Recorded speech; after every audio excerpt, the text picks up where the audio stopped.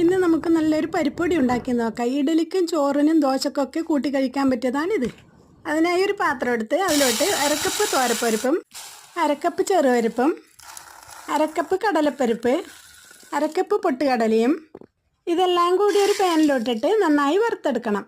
എന്നിട്ടൊരു പാത്രത്തിലോട്ട് മാറ്റി വെച്ചതിന് ശേഷം ഇനി ഒരു ചീനച്ചട്ടി എടുത്ത് അതിലോട്ട് ജീരകവും കുരുമുളകും ഉണക്കമുളകും ആവശ്യത്തിന് പുളിയോട്ട് ചെറുതായി വറുത്തതിന് ശേഷം അതിലോട്ട് കറിവേപ്പില ഇട്ട് വീണ്ടും വറുത്തെടുക്കണം.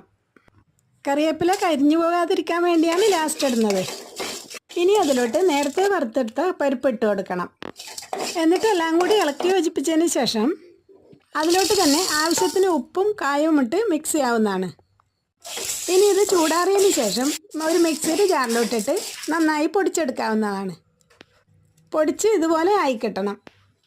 അങ്ങനെ നമ്മുടെ പരിപ്പ് പൊടി റെഡിയായി കിട്ടി. ഉണക്കമുളകും ജീരകമൊക്കെ വറുക്കുമ്പോൾ എണ്ണ ഒഴിച്ചാക്കിയാൽ കൂടുതൽ മാസം നിൽക്കില്ല. ഇതുപോലെ ചെയ്താൽ ഒരുപാട് കാലം നിൽക്കും. പരിപ്പ് പൊടിയിൽ ചോറിൻ്റെയും ഇഡലിയുടെയും കൂടെ നെയ്യ് ഒഴിച്ച് കഴിക്കാവുന്നതാണ്. അതാണ് കൂടുതൽ ടേസ്റ്റ്. അപ്പോൾ ഇതെല്ലാവരും ഒന്ന് ഉണ്ടാക്കി നോക്കണേ. ഈ വീഡിയോ ഇഷ്ടപ്പെട്ടാൽ ചാനൽ സബ്സ്ക്രൈബ് ചെയ്ത് ലൈക്കും ഷെയറും ചെയ്യാൻ മറക്കരുതേ.